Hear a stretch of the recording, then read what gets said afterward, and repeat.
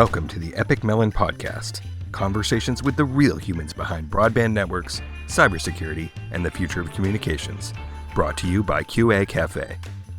In this episode, I sit down with Steen Enevoldsen of Icotera to talk about the view from both sides of the vendor-operator relationship and nerding out about home networking tech. Okay, hi everybody. Jason here again. Welcome to the Epic Melon Podcast. I'm going to start losing track of what episode it is now, so I think this is 11. But I'm here with Steen Enevoldsen. I've known Steen for a very long time. We go back to radically different, not really radically different careers, but definitely radically different technologies and day-to-day lives, that's for sure. Back in the DSL days. But he's also the host of the YouTube channel called Steen's Lab, which is amazing to me that, Steen is one of the only people I know who is nerdy enough to want to talk about broadband gateways on a regular basis. So he's a very natural fit for us.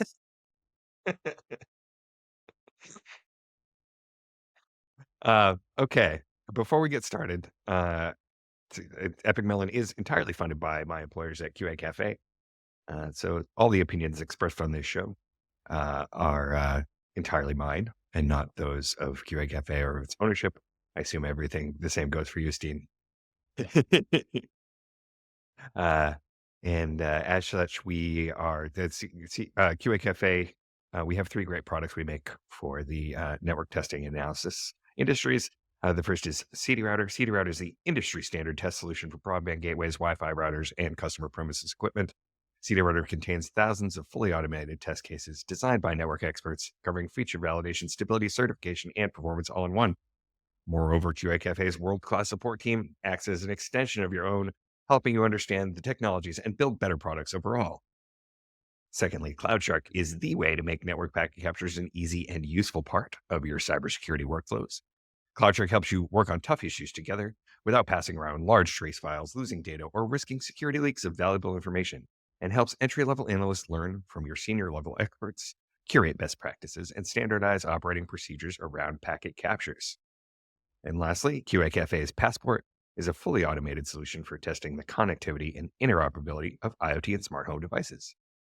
Testing with Passport is as simple as connecting your device, selecting tests, and getting clear pass-fail results with full log data and packet captures to find and resolve bugs before they end up as a bad review of your product. To find out more about CD Router, CloudShark, and Passport, visit us at www.qacafe.com. Okay, so Steen has gratefully watched a couple of episodes of the show and was kind of excited about the premise. Sounds like fun. And as you can see, like for those of you who are watching the video, like that is Steen's Lab. There's a device right there you might recognize. Oh yeah, look, there's CD Router. Yeah, of course. I like that you got it in the shot there. Yeah, totally planned it, of course. Yeah, no, just so I wanted to talk to you about sort of how you got into the industry, and because it's like even those of us who sort of learn the ins and outs of networking as part of our initial forays into the world end up having radically different jobs now than we did when we started. Yeah. So yeah, tell me a little bit about how that, because I don't think we've ever really had that conversation. No, I don't think actually. I've having heard previous episodes of Epic Melon, I guess it's my journey is not that different from other people's journey in that it's actually by coincidence. Actually, at the university, I have a master's degree of science in electronic engineering, and my specialty was digital signal processing. And I was very interested in audio and acoustics. So I spent a lot of time designing digital crossover filters and room. Oh, wow. Stuff like that. Does Matt know that? Because he'd be very excited. No, I don't know. I don't think so. Well, maybe we've talked about it for many years ago, but maybe not. Maybe we need to talk, perhaps. He's also an audiophile, or? Oh, yes. Oh, yeah. Big time. Big time. So yeah, but so that was actually what I thought I would be doing because that was really my interest. But then when I finished university, I studied in Aalborg in northern parts of Denmark, and at that time it was actually um, the Silicon Valley of Denmark, you could call it. There was a lot of Okay. companies doing mobile stuff in Aalborg. I think most of it is gone by now. It was bought by Motorola and all the big players. But back then there was a lot of baseband processor design and all that stuff. And I was not really that interested in mobile, so I kind of decided I had to look elsewhere. And then I stumbled across a job proposal from Intel Corporation actually. Okay. So I think 2 weeks before I had to find somewhere to live in Copenhagen, because that was actually in Copenhagen, the capital of Denmark. And that was as a hardware designer doing ADSL and actually before that my first one was actually an ISDN CP. So Oh yeah. yeah. So it's been a while. So and then I kind of got in through that, and then I just kind of fell in love with it. It was it touched on so many of my buttons that I kind of stuck there. I was not at Intel for a very long time because this was before the IT bubble burst.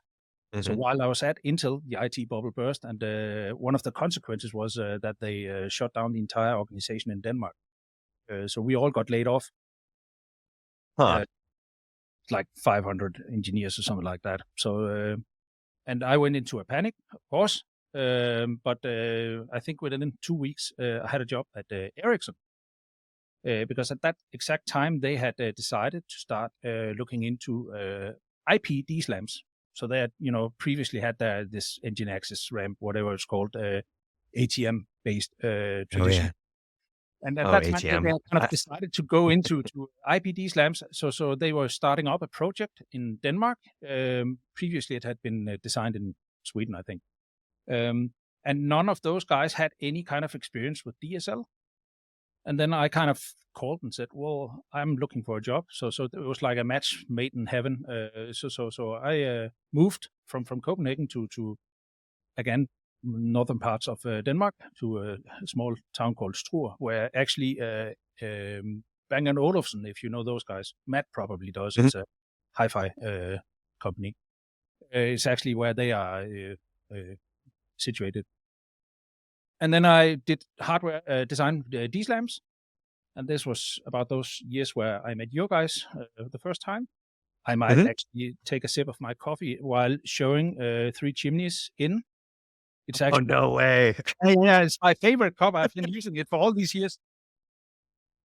I'm gonna have to tag them in it. Yeah. Yeah. Then kind of moved on to from hardware to more kind of uh, architectural design. At that time, Ericsson was considering doing their own chipset for DSL. So I spent a couple of years in Stockholm in their wireline research organization. And then I kind of, I was hooked. So I met my wife in Stockholm, but she was living in Copenhagen. So we kind of for I think 1.5 years, we lived in each our country and visited each other by plane once a week, and it kind of it didn't work in the long run. So I chose Yeah. to move Once a to week. Wow, that's yeah. But at that time I was traveling a lot, Blockfests at UNH, yeah. all sorts of DSL forum back then, and so I was traveling a Yeah. lot. Yeah. It kind of fit perfectly going for, if you fly from Stockholm out in the world, it's typically you fly through Copenhagen.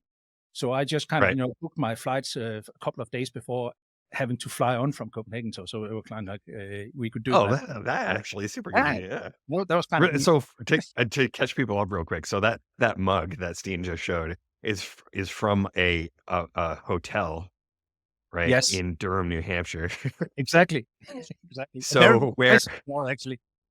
we used to do so the plug fests at the University of Hampshire Interoperability Lab, where many of us at QA Cafe are from, right? Very many of us, I think 80% of us.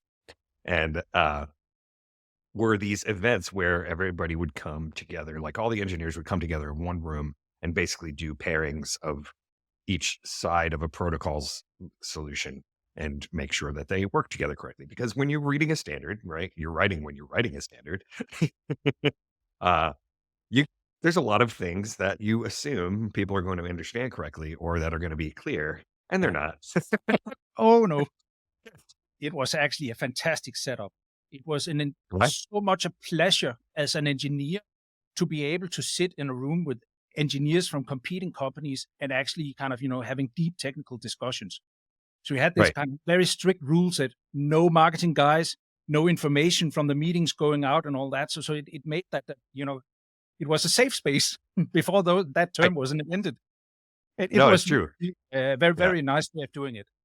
And I Yeah. think that was one of the key reasons why ADSL2 was so much better than ADSL. Yeah, because we actually did interop. Yeah. Yes, exactly. No, no, no, and so it was super fun, and if you have to if you ever get a chance to come back down here, their new facility is very cool. It's Okay. very Yeah. cool.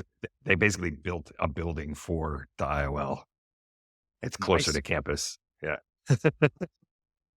Um, and, yeah, so it was really fun, and a lot of people would all stay at the Three Chimneys Inn, so it became kind of like a running gag.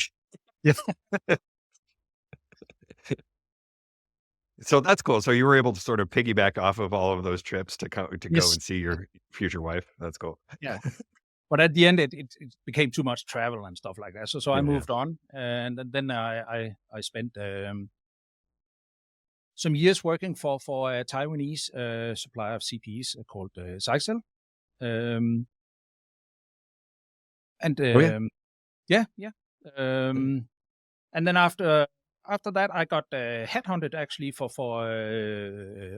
across the table to the ISP side of things. Uh, Mhm. so I became head of access network at Fullrate, which was a Danish ISP, or it was back Oh, then. It doesn't yes. anymore. Yeah. So that was kind of like an interesting switch to the other side and learning, you know, uh, sitting with the consequences of poor decisions from CP makers. You're you're up, we're like, "Wait a minute, that was my fault." Yeah, exactly. So Well, no, so now it's different now, right? So having now been on both sides, over that time, things have changed in the way that the development cycle goes, right? And so oh yes, I think I've talked about this on a couple of previous episodes where now the ISPs are taking way more ownership of that process than they ever did in the past, right? They're not yes. just sourcing vendors. They're like, no, we're controlling the the middleware process basically, right? I think a lot of ISPs have learned the hard way that they need to take control of some of this stuff. So there is this trend among ISPs to go for to even kind of even own the middleware themselves. So it's like IDKB and what's the other one? Purple Purple. WRT. Yeah, exactly. Um, that's one trend where kind of like, of course, now I'm back as a CPE vendor, so I don't like that. From a CPE vendor point of view, it's not nice because you kind of you are reduced to being just a hardware pusher, more or less, Right. right? Right. Um, but from the ISP side, I can certainly understand the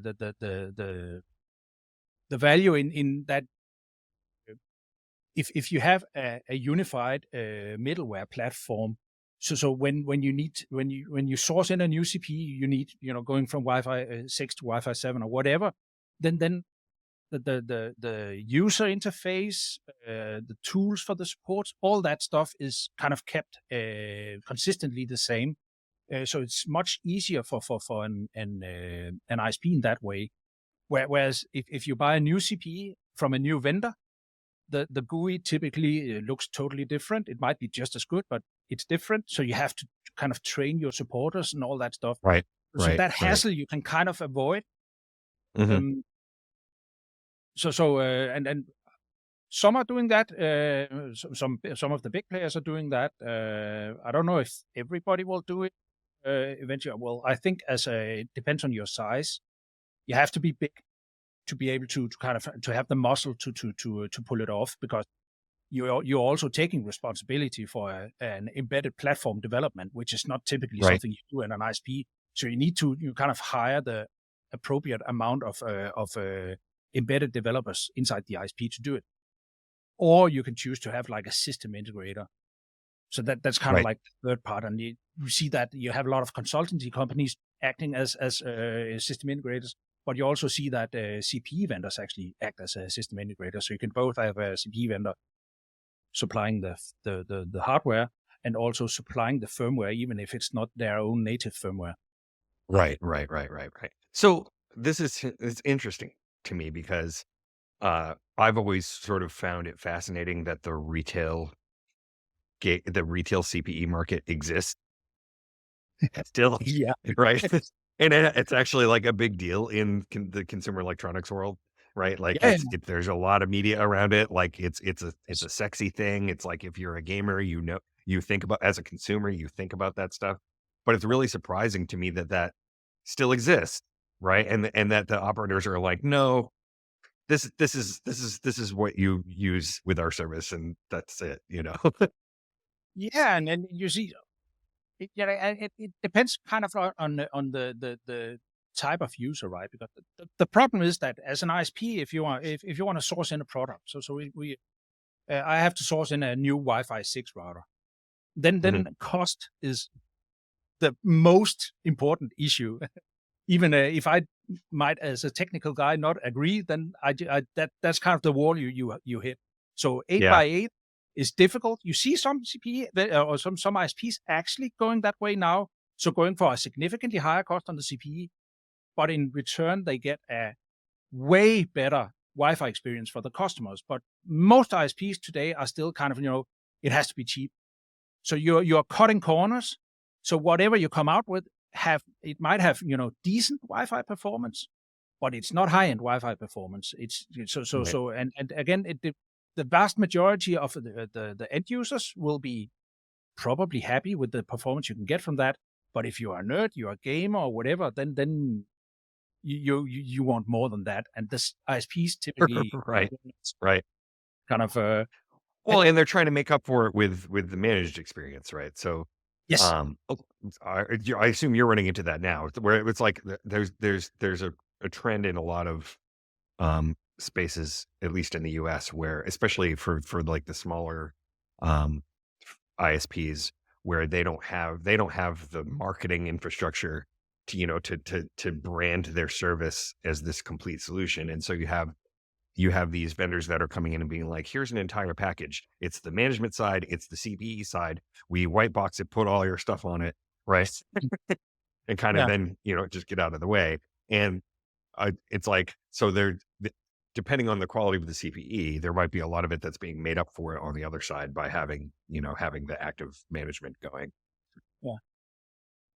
Yeah, and that's also one of, I think, where you have CPEs are where you separate the bad from the good ones, is also in terms of what you can do from a management point of view. And Right. then see, Wi-Fi has always been a pain point in that respect, because again, if we go back to DSL, DSL is invented by telcos.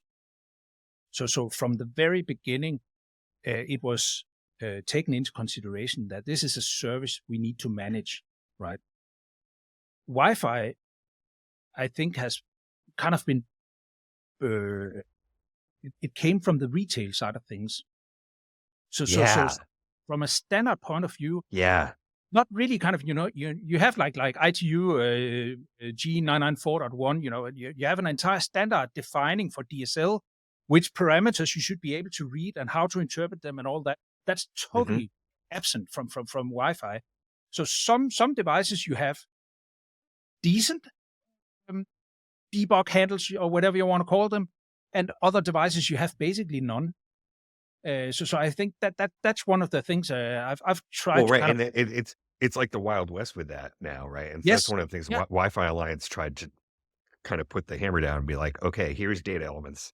These are all the yeah, things. This is all the information you need. These are the things you have to expose.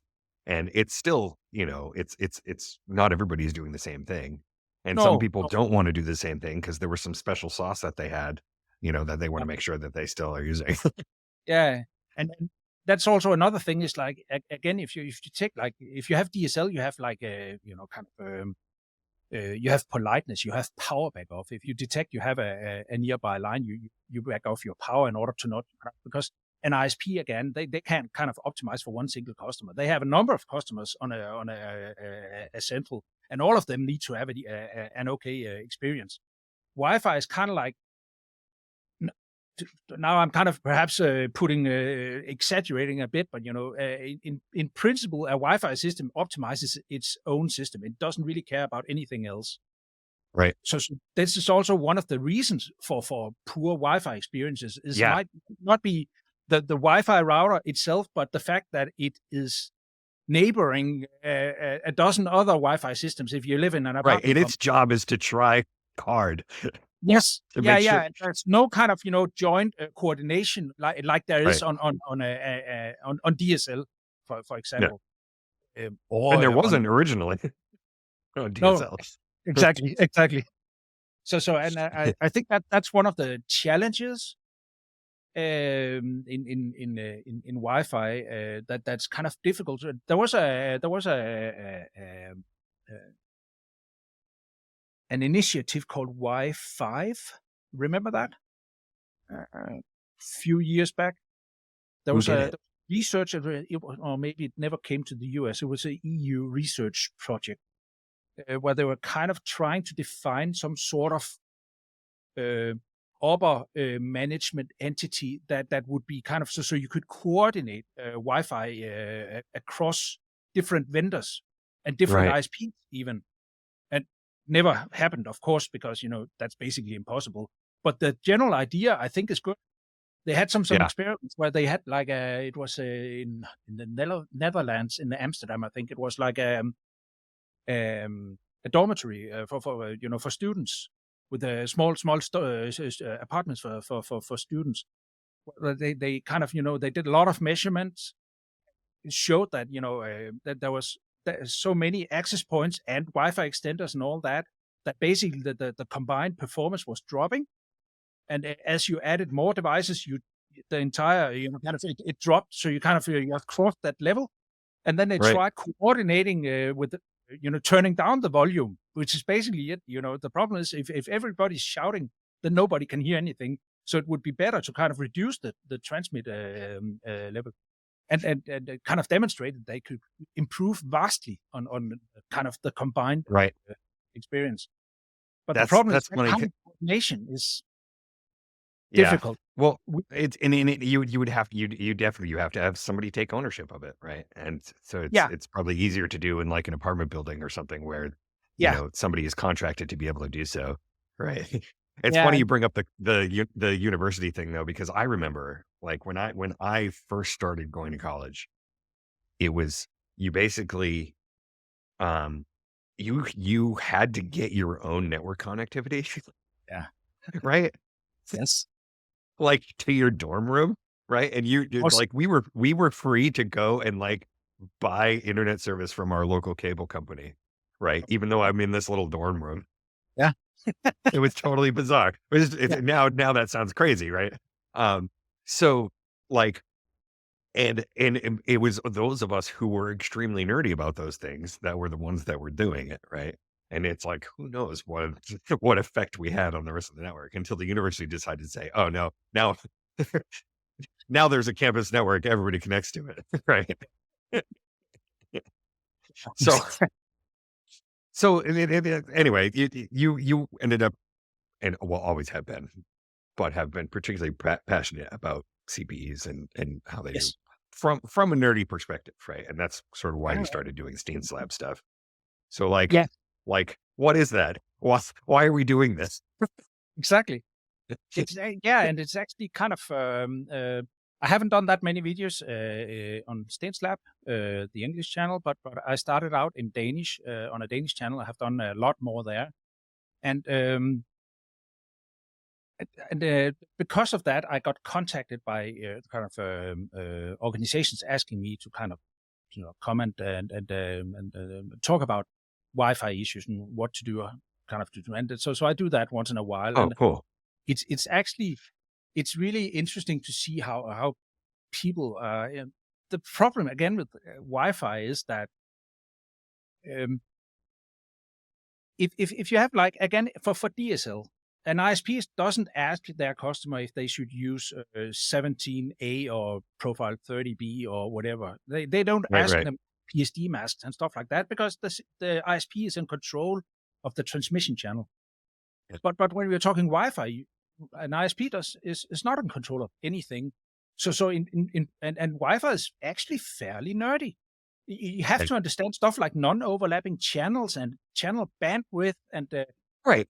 frequency, The stuff like average that. customer, Yeah, the average consumer has no business doing any of no this. idea of what they're talking. Yeah, exactly.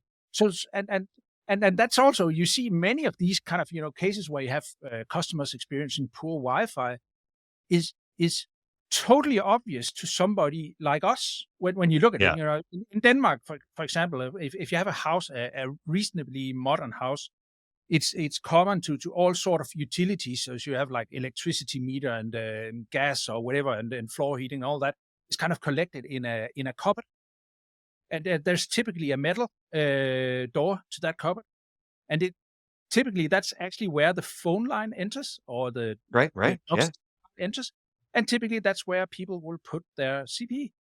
So they put them What? inside the metal cupboard. They put him inside a Faraday cage. Exactly. Yeah. And they don't think about it because it's obvious. Well, that's where there's a power outlet, and then that's where my internet connection is terminated. So why shouldn't I put it there, right? Right, So right. stuff like that it makes sense to us, but for Yeah. like parents, they have no idea of that kind of stuff, and I think that's kind of the challenge. And I think all telcos have been fighting a bit with that because how do you do that? How do you educate your customers in a non-condescending way to do this correctly, right? And Right, some ISPs, typically the ILECs, at least in Denmark, they have for many years had they are more expensive, so they can kind of afford it.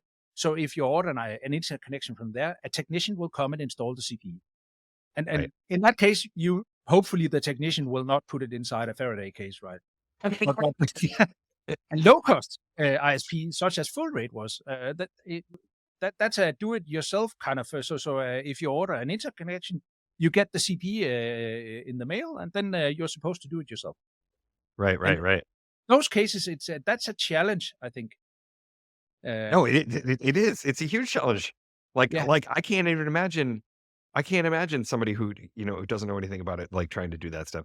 And no, we were joking about how what we really need to do is make it so that the CPE are more aesthetically pleasing, right? So, so like, because the best place you could possibly put a Wi-Fi CPE is literally hanging in midair in the middle of your house, right? yes, Like not next to a wall, right? Someone's like, oh, what if we make them look like hanging plants, right? that's actually Then a very people would put them exactly where they're supposed to go. yeah, yeah, it is. That's a challenge, and it's also a challenge that looks and functionality might not be pointing in the same direction. So Mhm. in principle, a CPE with external antennas would be, from a technical point of view, best. But Right. nobody. I Nobody like them, wants this thing. but nobody wants this thing with antennas in all directions, and also, of course, from a sort of an operational point of view, it's also a challenge because if you have to customers need to mount them, and if they become loose and all that, and refurbishment and all that stuff also becomes. But still, these very compact CPs we see today with and some of them with a whole lot of antennas. Uh, you have like if you have 8x8 on 5 gigahertz, and then 2x2 on 2.4 gigahertz, that's a lot of antennas you have to squeeze into a small box. Yeah. It's a It, challenge. it's like I can imagine that some people find, and you can tell. Like I'm sure I would love to meet the aesthetic designers of like some of like the Netgear systems and stuff. Like Yeah, there's somebody out there who's like, I'm going to make it look like this, and this is going to get people to buy it. yeah, Right? I'm sure there's entire science behind what a router looks like, right? yeah, So, yeah, like yeah. you said, some people actually prefer it having it look like a spaceship, right? Yes. Yeah. So, So like, yeah, we do obviously like we're talking about this stuff because because we're passionate about it, and oh yeah, you are continuing you've transitioned up to leadership roles, and yes, I one of the things that we were talking about offline was how it's like when we all know that when you start going in that route, you start to become disconnected a little bit the from the ground, right? yeah. So how is it? How would you say that you preserve your inner nerd while you're trying to do that stuff? Well, that it is actually a challenge, and even though I've actually been a leader for the past 12 years or something like that, I should have had time to get used to it. It is still to this day a challenge because I am basically, I chose this line of education because I'm a nerd. I like, messing with stuff. So the way I fix it is actually to do what I do in my spare time. So that's one of the key reasons why actually I do these videos and why I do all sorts of do it yourself projects and stuff like that is because I need to smell some Yeah, some soldering smoke from time to time.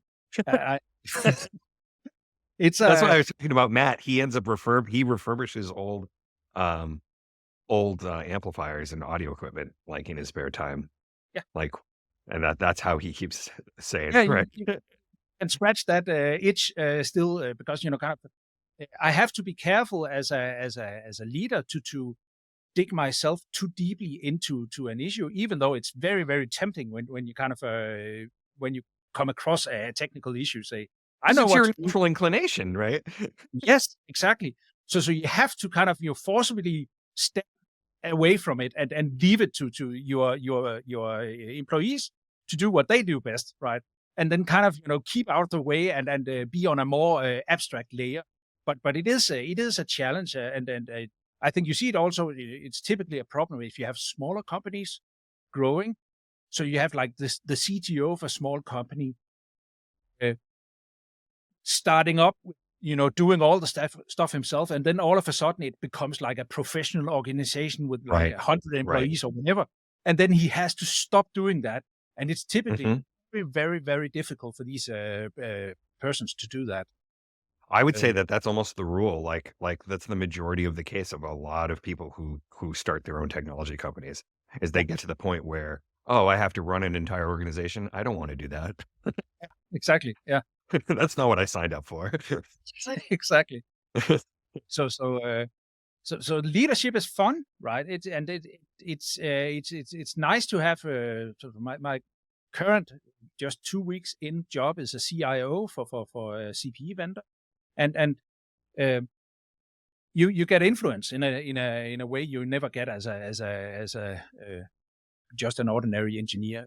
I learned that through the years that kind of if you want to have influence on kind of the strategy and more broad the technology and stuff like that, you have to take on leadership responsibility. Otherwise, you cannot Right, just right. kind of push through. Um, that's the good part about it being a leader. The perhaps not so good part is all the kind of administrative stuff, which might not be my key interest. Well, you try to you hopefully find a company where you have a happy medium between, Exactly. being able to do your job and not being able to do your like, we run Exactly. into so many problems with big companies of just getting simple things approved that, I Yeah. can't imagine what it's like for the end for the developers who are just Mm. trying to, like, do stuff, right? And That they have to that's wait months for something to get approved, right? yeah, yeah. That must be awful. I've kind of been in both very small, only a handful of persons companies where kind of basically no procedures or anything at all. and then in very large companies where you had to fill out a form to go to the toilet almost, right? So it's kind of, Yeah. and I don't like either thing actually. None of the extremes I like. Now I'm in a company with we are about 30, 40 employees or something like that, which is kind of, it's not a small company, but it's still a quite small company. Right. And Right. then kind of the trick is to have enough procedures and enough structure so that you can actually do something. Because if you don't have anything, it becomes chaos Right. when you have many people. But kind of not fall into the trap of kind of just going all in Right. consultancy mode. Exactly. Exactly. So, because otherwise, yeah, then nothing happens, and it kind of I think a lot of engineers are really frustrated by kind of too many procedures and too many meetings and all that stuff. Uh, I can. I hope they are. You know what I yeah, mean? It's like I hope they are frustrated by that because I don't know. It's like as a person who has a business degree and has done a work with organizational behavior and organizational design, it's like that is the stuff that the consultants tell you never to get. Don't get to that point where you're like that, but everybody does. yeah, It's like natural entropy. yeah. Actually, I think you're right. That there's some sort of threshold. When you grow up above that threshold, it just becomes a very very The Dark Knight, right? Like the movie, right? yeah. The second Batman movie. There's this my favorite play on one of the quotes from there is either you die a startup or you live long enough to become the government. Yeah, yeah. There's so much bureaucracy. So it sounds like you're in a good place now, though, where it's kind of a good middle ground. Not Yeah, I not that think you have so. to comment on what life is like at the company you're working at now, but No, but yeah, the Cure Cafe, you are not that. What are you, about 20, 25? we're 17 of us. 17? Yeah, yeah. Yeah. You are Yeah. efficient. Yes. And so I'm actually amazed that You would you, think so. yeah. Well, I think, I think looking at the platform you have developed and maintained, I think that's a decent work for 17 employees. Because so you can't be more than a handful of developers, right? Nope.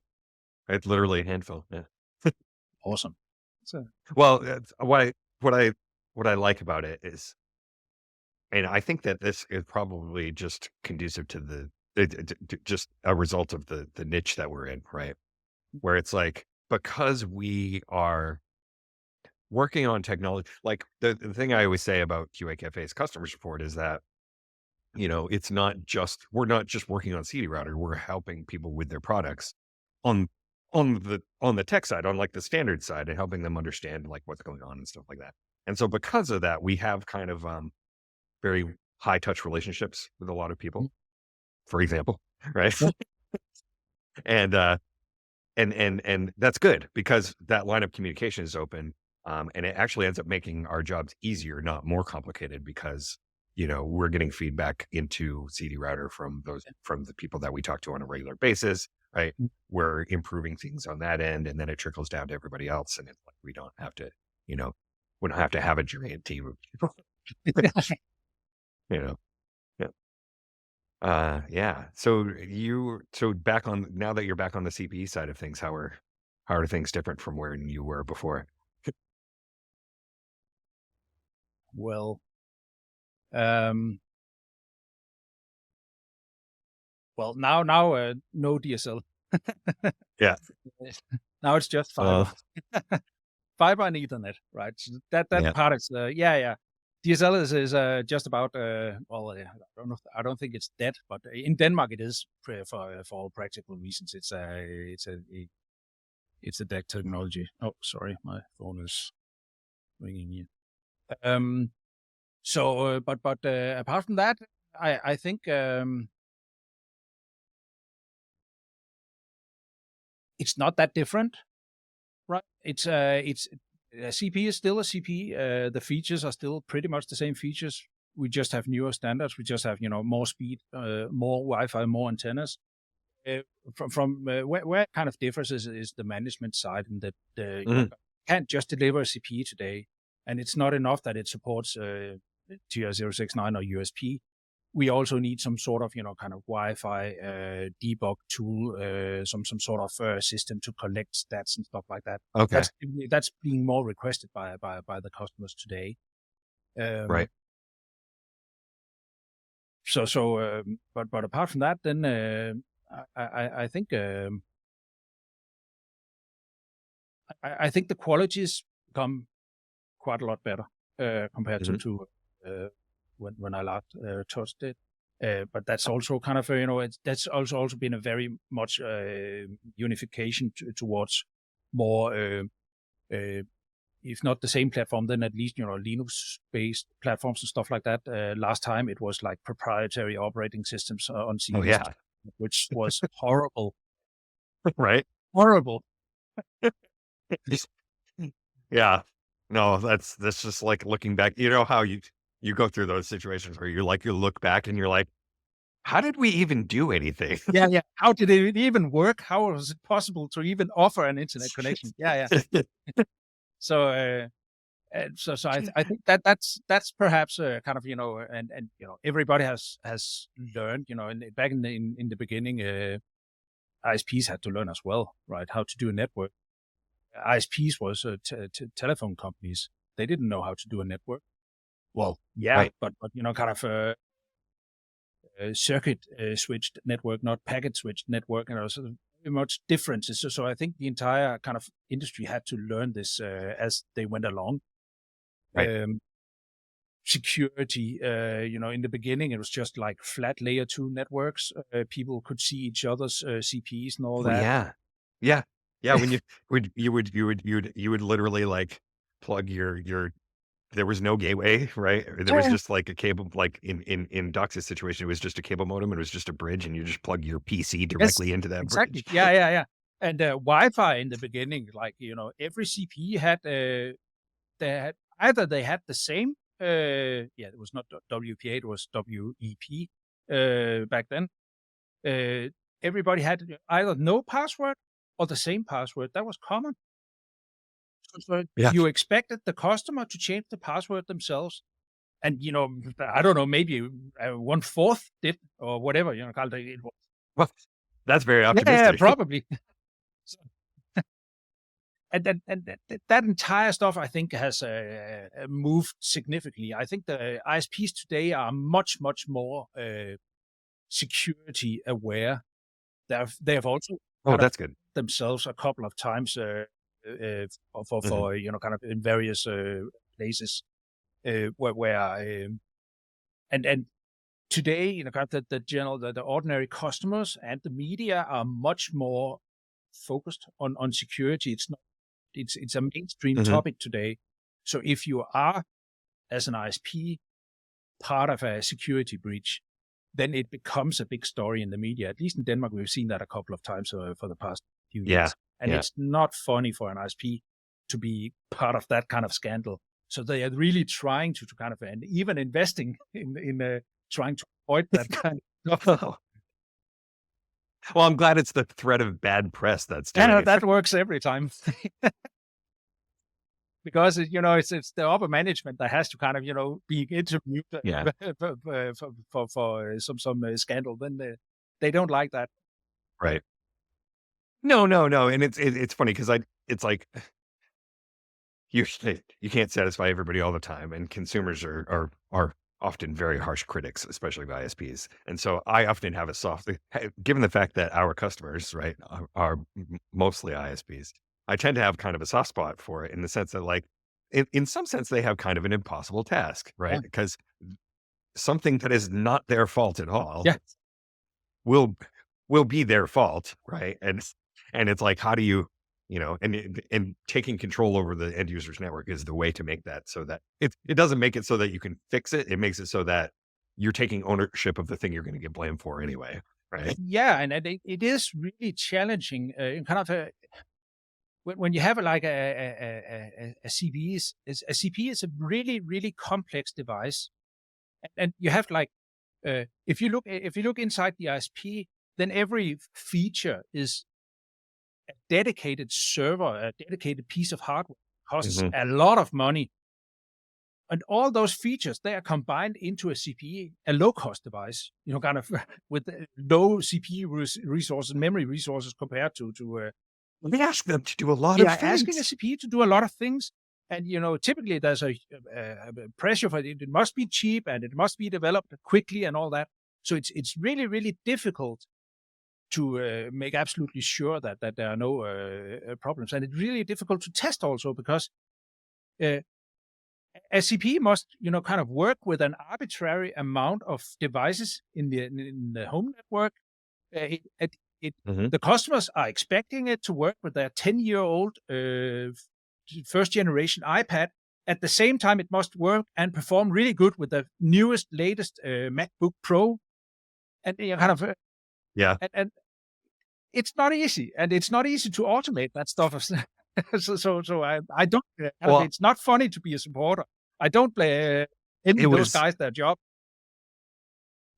it was one of my previous guests, UC, put it really well in that Wi-Fi is like a victim of its own success, Yeah, right? So like everybody expects those things to happen because they've been sold on the fact that it's super interoperable and that everything just yeah, works yeah, and right. yeah, and it is also kind of how do you align the customer's expectations? What does a customer expect from a product? If you go into the retail market and buy a high-end router and look at that, well, then when you get home, you should expect to have like 5 to 10 gigabits per second on your Wi-Fi. That's not the case in real life, right? But that's what they write on the box. It's So you no. have this entire marketing side of it, which is well, I'm an engineer. I hate kind of marketing terms because they're promising stuff that I have to keep, right? Well, numbers are Yeah. easy, so I don't blame them. Yeah. It's really hard to, and it's happening. It's happening that they're starting to change the messaging so that it's not about speed Yes. and it's more about quality and reliability and you're going to have the best gaming experience and Which is stuff like also that. much, much more important. And I from all my years at ISPs, I would claim that I don't think I've ever actually experienced a customer complaining about performance on Wi-Fi. They might think the performance is the problem or the speed of the Wi-Fi link, but what in reality they're complaining about is stability, and Yeah. kind of a coverage, which is an entirely different matter. Hmm. So you don't have Yeah. to, and that's also it's a problem because you want to be able to write these huge numbers, but in order to make it even theoretically possible, then you have to say like now we for Wi-Fi 7 we are talking 320 megahertz bandwidth, so fewer non-overlapping channels, more interference, just so you can write a theoretical speed of was it 7 gigabits per second or whatever, which is Yeah. kind of like Yeah. even if you tape your client to the CPE, right? It's probably not going to be that speed anyway. So it's totally point. And so funny. It's like even if you're within his distance where you could put a 3-foot Ethernet cable. Exactly. Yeah, exactly. And again, kind of then you have ISPs. They tend to kind of try to be smart about default settings of Wi-Fi. So they try to think about that stuff. Um, but then you have the retail market, and that's a problem because you have I agree with you. It's actually you have this mixture of you have some coordination. The ISPs are putting Wi-Fi devices in the market with some sort of coordination, at least some sort of reasonable thought about default settings. And then you have the retail market, and a nerd, you can be a nerd without knowing anything about Wi-Fi. So a nerd will buy this router and he'll look at it and he'll look through the settings and then he'll choose all the highest numbers he can find because that's better, right? So Right. That's what I transmit did when I was 16. exactly maximum transmit power, maximum bandwidth, and all that stuff. And he makes it worse for himself and he makes it worse for everybody else, especially in the cities. And that's a challenge that kind of you just have to deal with. I guess there's nothing we can kind of do about it. But but it is a Right. challenge, and it is a challenge for the supporters to kind of debug this stuff and make it better. Um, and Yeah. challenge for a company Yeah. to make it kind of to make it so it works in a more stable way. Um, It's funny because I feel like every time I have this conversation, it sounds like if you were to look at this from a third party perspective, this conversation, it's like, oh, are you saying Wi-Fi is terrible? And we're like, no, it's just really yeah, hard. yeah, yeah. Yeah, and again, it's a matter of kind of, perhaps aligning your expectations, because if everybody Yeah. agreed that there's not really any strong reason to have Wi-Fi performance that exceeds your WAN link speed. It's a huge, huge deal. It's a huge deal, right? Because like even the most intense applications that we use right now, right? For the consumer, let's just say for the Yeah, consumer, is bidirectional high definition video conferencing, yeah, right? That's that's probably the most demanding, yeah. right? That's yeah, Um, but even that isn't breaking, you know, what, maybe 20 yeah. megs, No, well, actually, right? a couple of years ago, I had a service outage. So I have a gigabit fiber at home, and Mhm, the fiber went down, and then I used a mobile broadband back connection, and it had a mhm, link mhm, speed of, I don't know, 40 megabits per second, and I had that internet connection for I don't know, 24 hours or something like that, until the fiber was fixed.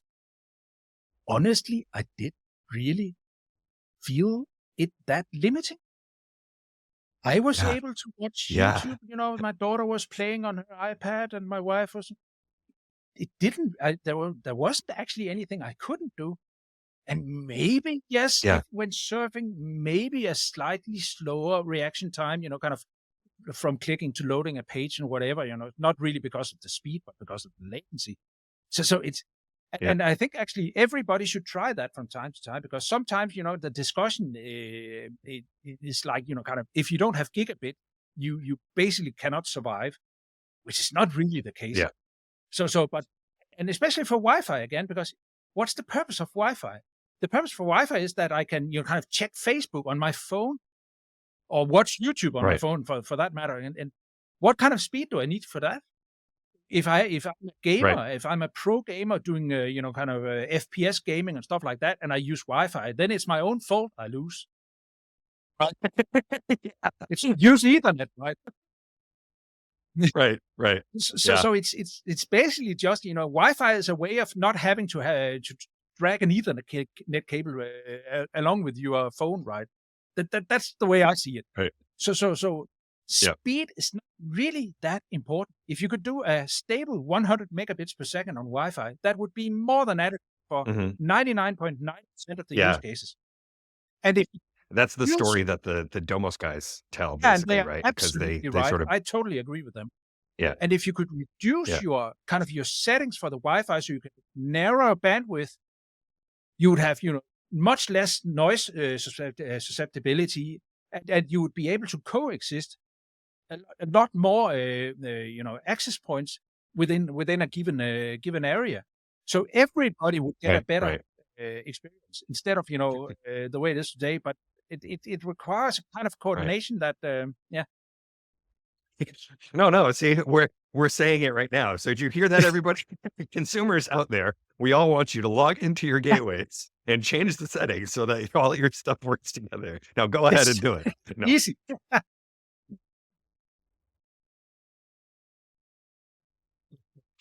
All Yeah. right. Well, thanks, Dean. I appreciate you coming on. And Thanks. anytime you want to talk about something more in depth, I'm willing to do this. Like we could talk about CPEs for hours and hours and hours. Oh, yeah. Yeah, yeah, yeah. That's a favorite topic of mine. Well, speaking of which, do everybody check out Steen's Lab. Um, there's actually the English version we have on our QA Cafe channel is one of our playlists, and you have and the I think it's what it's Nordotech is Yeah, the user. Nerdotech. Yeah, Yeah, yeah, which is is the Danish one, the Danish one, yes. and yeah, you'll see Steen in his native environment like you're seeing him right now. All righty. Okay, so thank you, everybody. If you enjoyed this, please give it a like. subscribe to our and give it a subscribe and give it comments because all those things do matter. It turns out. That's just and we will try to see you next time. And Steen, I will talk to you soon. And in the Yeah. meantime, own the nerdy things that you love, obviously, and have fun doing them. And go buy CD router.